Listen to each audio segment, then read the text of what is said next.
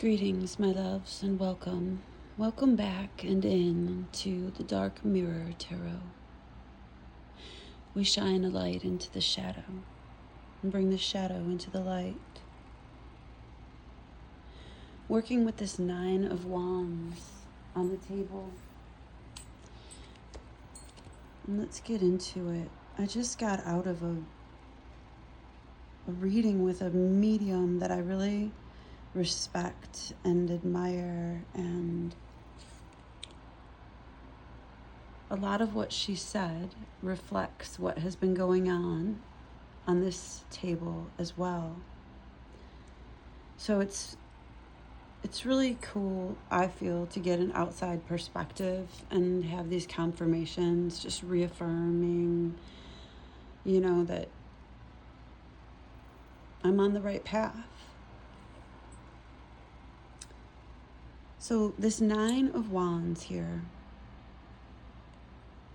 on top of this enchanted card and gratitude, because we keep getting the 4 of Cups, and we need to curb our apathy,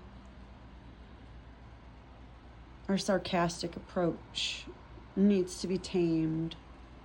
We have to seek balance, okay? We're wielding our sword and we're holding the scales, like the Justice card. So the upright meaning of this 9 of Wands in our passion with gratitude, overcoming that reverse 4 of Cups, overcoming the 4 of Cups in general, okay? And the reversed 4 of Cups is about healing, but it's about exhaustion. So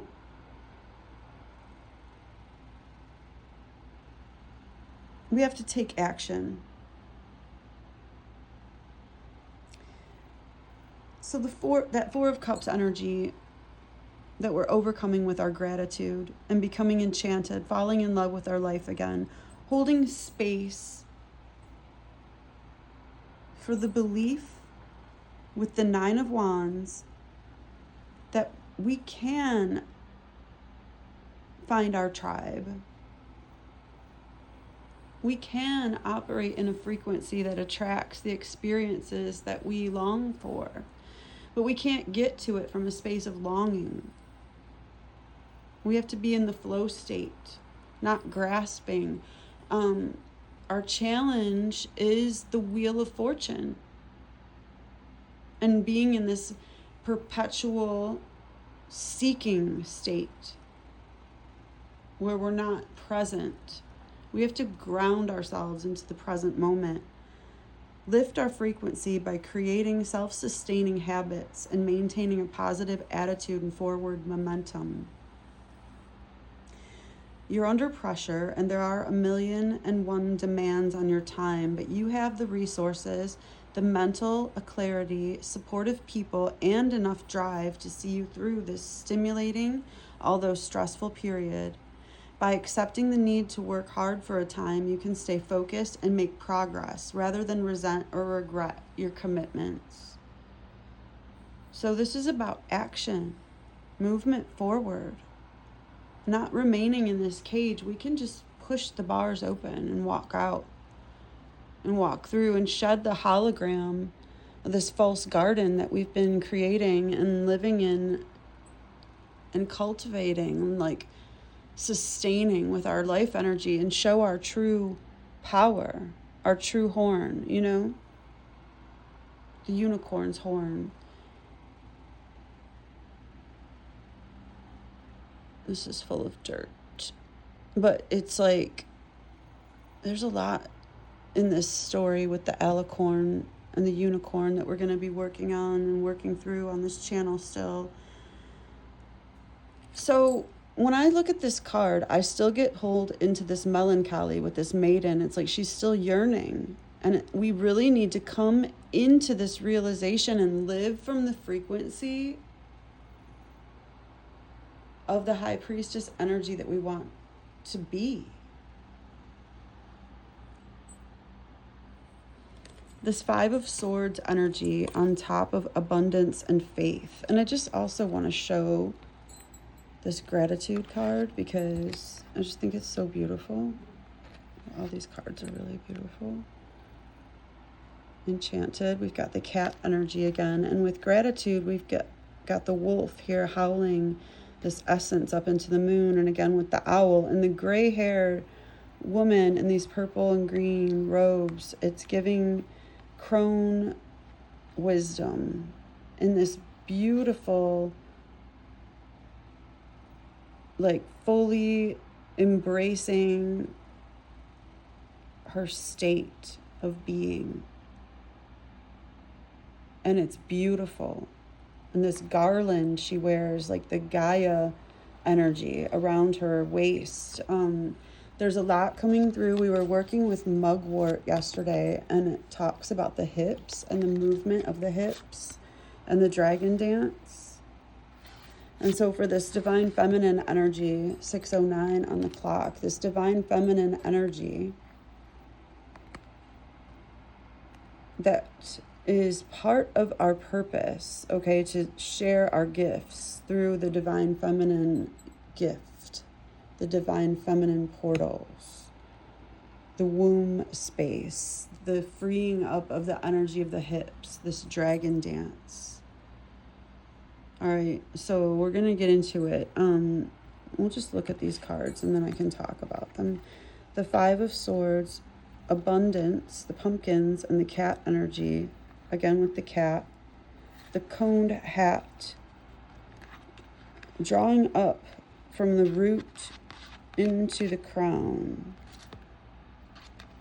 With faith, our abundance will grow like this, how you plant and then the harvest in the fall. Okay, and then this Five of Swords, though, on top of it is this tension. The tension, we've been saying, is necessary to create the pearl, right? The irritant spurs growth. We have to have balance. We're not in a state of wanting to, like, cut ourselves off from energies so much as we're trying to integrate with them with boundaries, with healthy boundaries, and an ability to release and retain what we need to in healthy ways. But it's this Queen of Swords parenting of the inner child, retaining a receiving hand. This Five of Swords is about defeat, and you may be trying too hard to resolve a problem or win a battle when there's no way to succeed. It's time for an exit strategy to escape mounting pressure, admit defeat, and move on, rather than fight on to save face. The Five can also indicate debt and potential poverty. Don't exhaust your emotional or financial reserves. So we have to conserve our energy, nurture ourselves. Ace of Cups energy coming through. The Devil energy that continues to recur in our space, and this Tower energy at our heart space that we hold. This Capricornian matrix that I keep talking about in these readings. We have to shift and pivot our Venusian energy and our focus. Challenging ourselves to channel in with the Justice energy. The holding of the sword in the one hand and the holding of the scales in the other hand. The scales being representative of the Venus energy through the Libran qualities, the more of the aesthetic of this like higher vibration. It's like this more refined Venusian vibration than like the Taurus vibration being more earthy and like savage, fringe dwelling, feral, savage beast, which we're not trying to, banish by any means, but we need a balance. So that's why the scales are coming through. And we can't continue to devote ourselves and all of our emotional energy into this landscape of the Lovers, where we're just chasing and like pouring all of our self-love and everything only even into ourselves, with the intention of chasing this other energy, this king energy that keeps coming up, this king of cups, this king of coins. The fact is that the king of coins is on the bottom of the deck and keeps showing up, the hunter, okay? And it's not going anywhere. But right now, we have the reversed 3 of coins in the middle world energy. So we're not harmonized with this king of coins, but we're not really abandoning that energy either.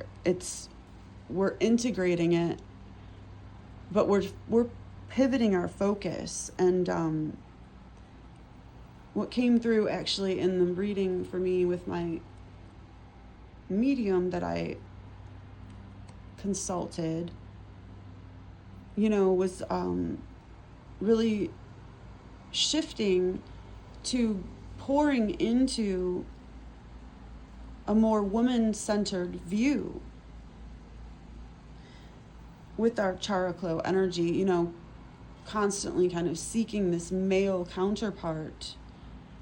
And right now, what the work is actually to turn that inward. And I have the Ace of Swords. So it's this mental energy and this, what do they call that when you have the, I forget the name. The garland you wear around your head. But it's this crown and this mental energy activating the ultraviolet light and the golden flame. So our creative chakra, our solar plexus, aligned with our ultraviolet essence, distilled through the crown and through our star chakra, able to share this sanctuary. But again, it's about forward movement, but not in the way that we've been giving. We have to change our perspective on how we've been viewing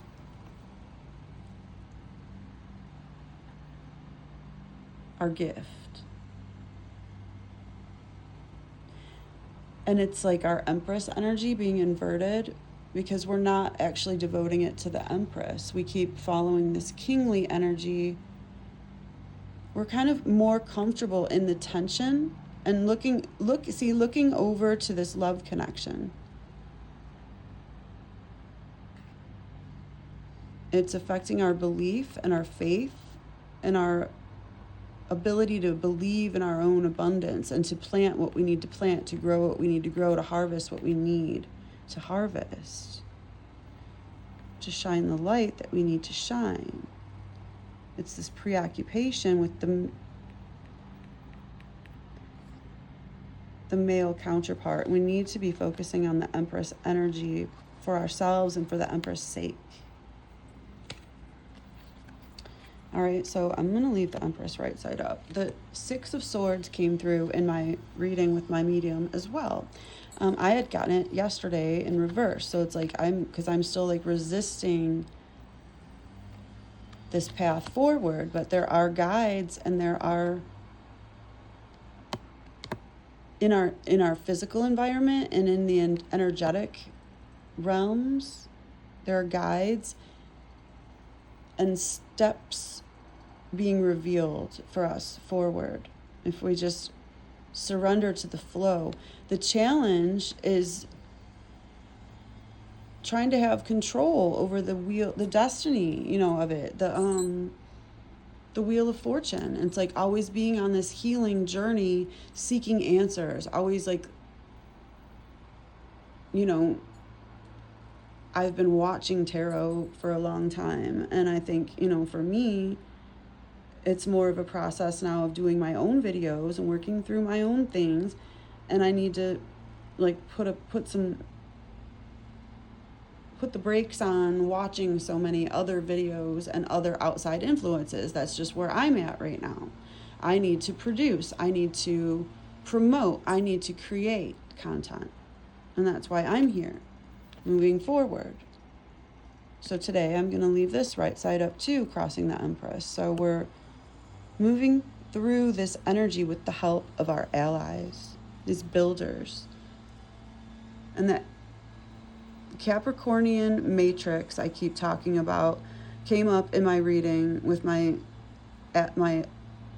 guide, who I consulted today as well. And today is the day of the new moon in Cancer, this deepest, darkest depth of the zodiac, new moon, that we're starting our journey here, our hero journey.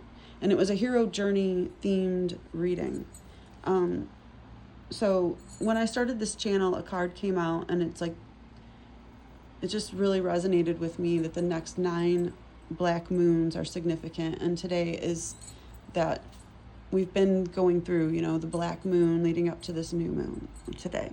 Okay. I've mentioned how it is also directly conjunct my natal Saturn, which is conjunct my natal moon, and Venus in a stellium in my 12th house in Cancer. So it's just very deep, and that is why I have started this channel, to share my experience and how I'm managing it and managing this darkness and going into the reversed High Priestess.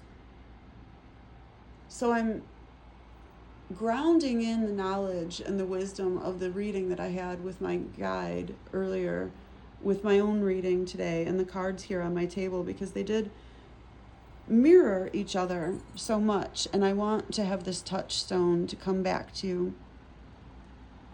And part of what she mentioned too was that my gift and my purpose has to do with creating sanctuary and sharing it. So again, with this Ace of Swords, it's like, and the unicorn in the lilac garden, the creation of the garden, the true garden, not the hologram, shedding the false horn, the false identity, the mask. So yeah, that's where we're at today. And I pulled, as I was listening to her pulling cards for me and talking about her interpretation of my energy, which was spot on and beautiful, very, again, reassuring and wonderful. It's just so nice to have confirmation sometimes, and with the Hierophant coming out, actually, let's get into that before I get into this last card here. The Hierophant came out, again, with the ravens. This came out in a prior reading, but in reverse. But it came out right side up, and it was like, and then this came out last night, and then I had the reading today, the medium that I consulted. So it's like, I was asking yesterday, are we giving ourselves bullshit advice? Are we getting bullshit advice? The Hierophant is about, seeking mentorship and getting into study. And that is something we touched on as well in my talks with her, about, just a continued need for me to deepen my practice. But interesting, that this card came out the eve before I did consult with someone who I admire and who has a lot of wisdom to share. The 2 pumpkins, again, and prosperity coming out, and the white light. So there is still, this was also mirrored in that reading, about a need to protect our energy, but also to balance that with going out and pushing yourself into new situations, where it's out of your comfort zone, like out of your nature, like specifically in this collective and with our Venusian aspects, bringing them into a more female-centered healing sanctuary vibe rather than focusing on the healing of this male counterpart and the seeking of that love offer, and that creating this constant tension that's become our normal and really is like blocking our belief in our abundance and our path forward. And so our ability to create and achieve this prosperity has to do with creating this white light around us and seeking the right guidance. Okay, and also making the right choices of what we're going to do with that key that we receive. We got the 2 ravens watching, like, what are they going to do? Taking steps forward. Okay. So let's talk about this card. This is from the Plant Ally deck and guidebook from Dirt Gems Oracle. Damiana. This is the Tingle Maker. And it's interesting, this card says it is a sister and friend of Mugwort. So we had Mugwort come out yesterday. And this King of Pentacles energy, this devil energy that keeps recurring with this hexagonal matrix and the Venus energy and the path of the rose, and it's all intertwined. It's not something we're letting go of, it's something we're integrating. And okay, for those of us dealing with like this separation from a twin flame energy that's been playing out this year that I've talked about in previous readings,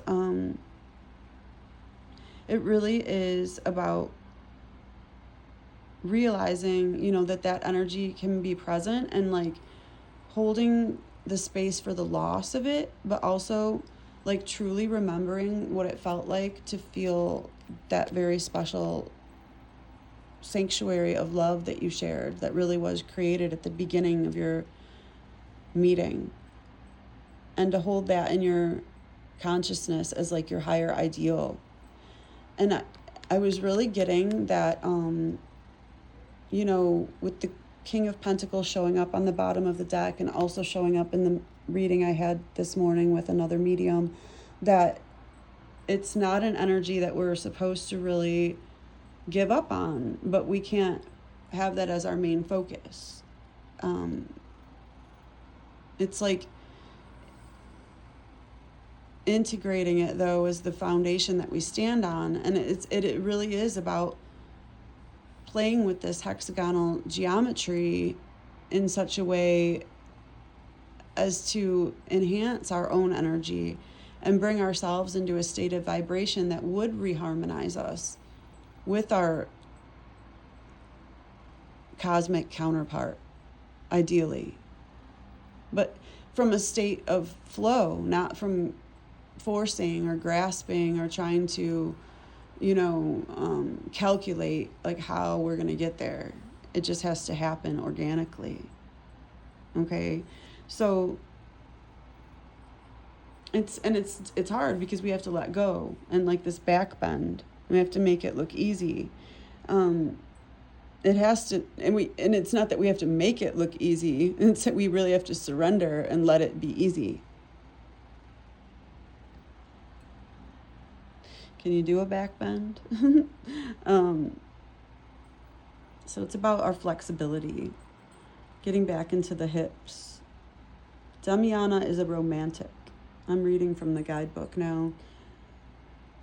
Damiana sees us in our most intimate moments. We smell their perfume, the call to sensuality and slow play.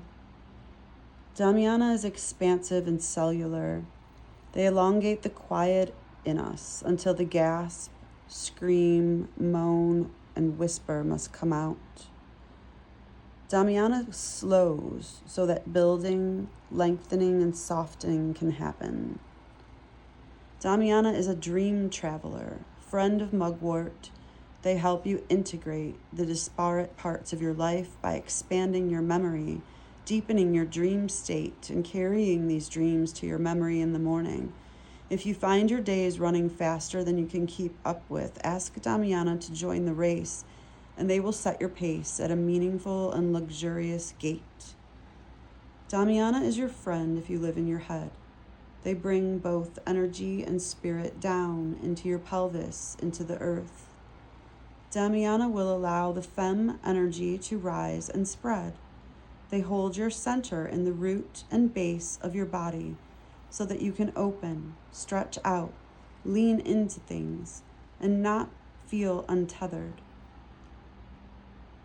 Damiana has an affinity with the pituitary gland. When invited in, they allow the messaging throughout your body to happen more clearly. She is our cable girl, lubricating and toning the organs of your pelvis, allowing for more movement, creativity, connection. The pelvis, the bowl of our body, is where all the blood and energy needs to pass through as it circulates. If unattended to or out of balance, this is the place where much congestion and stagnancy can occur. Damiana says, slide down into the languid and divine. Be delusional about our own divinity. Get delulu about your divinity, girl. Do the delulu divinity dance with me. We're going to get more into this dancing. Inviting this friend in. Sleeping deeply, dreaming, touching. Restoring overactive, depleted, or stuck parts of yourself. Invite yourself to play. Isn't that beautiful? I think that's such a beautiful message with all the heaviness that's been coming through.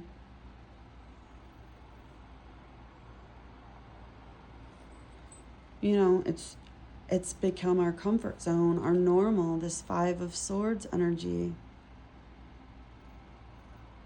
Preoccupation with that love interest. And the Damiana is saying, you know, bring it back into the femme. Just refocus on the hips and the dance and creating space there. You know, maybe we need to be really on, it's not that it's a no contact journey. It's like a, just like with the reclaiming of our womb space, you know, whether you are a man or a woman, you know, this is calling to our divine feminine energy. And I'm being called to connect more with actual like femme energy, you know. So I believe that's where this message is heading. I'm not excluding male energy by any means. If you're watching and you're a man, then, you know, I mean, know that you're welcome, and I appreciate your energy and your presence, and trust that there is something here for you. But know that this is a divine feminine space, and we are working on the womb space here and pivoting now into a female-centered ideology and bringing the charclo energy into our Ace of Cups, self-healing and self-love. This Damiana dance of the dragon. And I think I'm going to leave that there. So thank you so much for being here with me today. And I will talk to you again soon, okay?